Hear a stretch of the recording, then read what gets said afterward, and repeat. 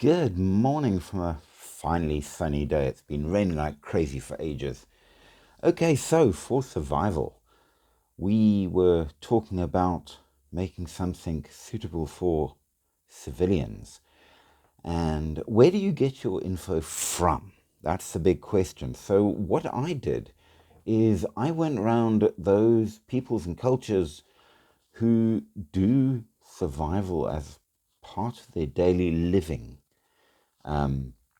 The first place I looked for was the Bushmen of South Africa, who even till today live in the Kalahari Desert and very much do survival type stuff on a daily basis.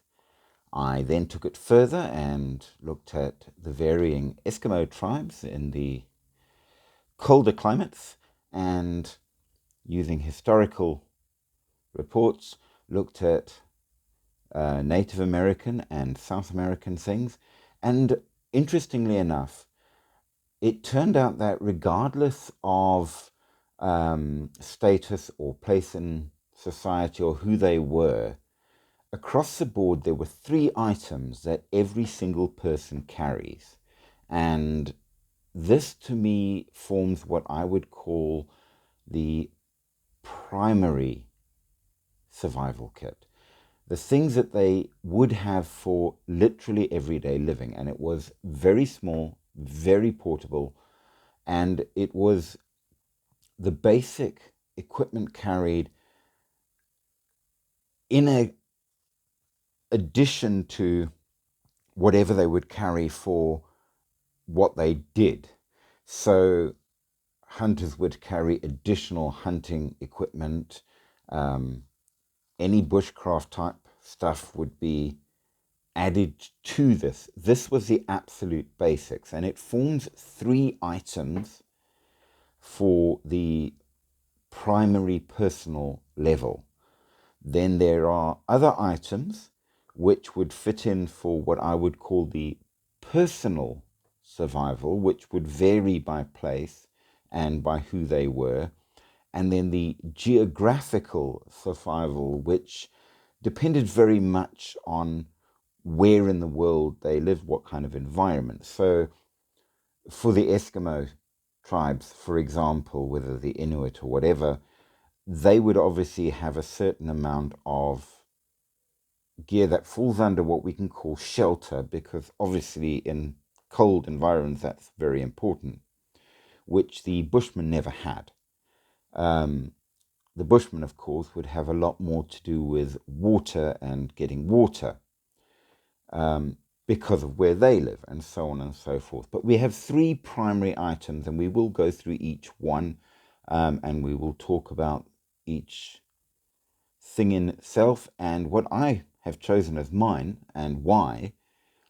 But as I say, we're talking things that are very small, very easy to carry, and it does fit in many ways to the absolute basic imperative items that I think all people with any kind of survival training or experience would choose as, yeah, you got to have those. If you don't have them, you're really in a lot of trouble. And what's very interesting is they also cover certain problems that I've discovered with survival in general. Number one being that you just won't have the time in a real survival situation to make these. You can, if you're very skilled, make primitive versions of these things. But it will take time even if you have the skill. And if you don't have the skill, it's really, really hard. But they massively improve your ability to survive and to do things in a survival situation. So the three items are a blade, a flame, and a cord. Now, each item will vary in accordance with culture and the kind of environment in which they're working. So, for example, the Eskimo tribes tend to go with something like an ulu for the blade, which fits to their lifestyle. But every survival type civilian people will have a small knife, which is carried on, is often referred to as a personal knife. It's carried all the time, male, female, whatever, it doesn't matter, they will have one. Any other gear will be in addition. So you will find that if somebody is a hunter or a warrior, they will have other bigger blades and similar, but in addition to the basics. So we're talking basic survival at this stage. So a blade, a flame, and a cord.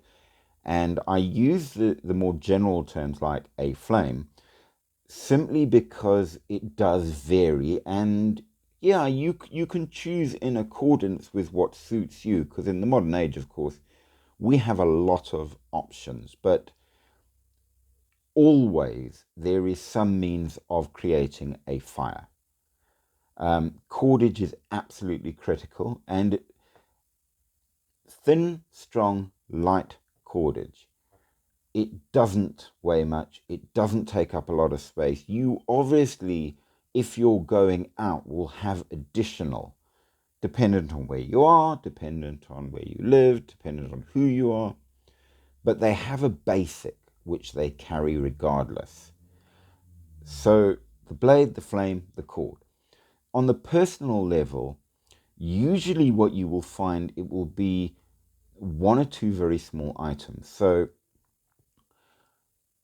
medical really falls into that. There's usually some kind of way to bandage up a critical wound. This is not a full medical kit. I'm not saying don't carry a medical kit. Obviously you should, but that would be additional gear. Whereas they've got something that if you've got a bleed that you need to stop, they have a means, be it pressure bandage, a tourniquet, something in that line. So that's on the personal level. Also on this, I would add specifically personal. So for example, I'm diabetic. I have to take medication for it. For me, it would be very important to have a few extra of my medication available, simply to cover my personal needs. Cordage is generally very, very small and thin on this level, but there will be some. And looking at what was carried and what works and the general needs from just people's experience and my own, you're looking at around 30 feet. So we will talk further on each thing. I carry a pressure bandage because it's what I was trained with. It works on multiple different kinds of injury. Not to say that I wouldn't have other items at a higher level. The geographical gear is area dependent. So shelter items, if you're in a very cold environment, because you need it. I come from Africa where it's very hot. For me, water is the most critical. So a means to carry and a means to purify, because pretty much, and I think anybody in Africa will agree with me, 99% of any water that you find, if any, and it will be rare, which means you've got to get what you can get, will probably be contaminated. So you need a means to clean it. Now, yes, boiling or whatever, your stainless steel cups, but that's a higher level gear. We're talking about on body in an absolute survival situation. So you're talking very, very light, very easy to carry. And really and truly at this level, I would say your only choice is going to be some kind of tablet purification, simply because I can carry enough to purify 10 liters in such a small profile that it's silly not to. Again, as I say, additional gear, especially if I'm choosing to go out in other level of kits, absolutely, and I will talk about that later, but at this level, I can say that my basic survival gear, blade, flame, cord, my personal meds, pressure bandage, water purification tablets, and literally some kind of very easily folded up and put away plastic bag to carry at least a liter of water. And you can get such tiny items that you could fit this gear easily in a pocket. It won't stand out or be noticed. It is completely legal and you're away.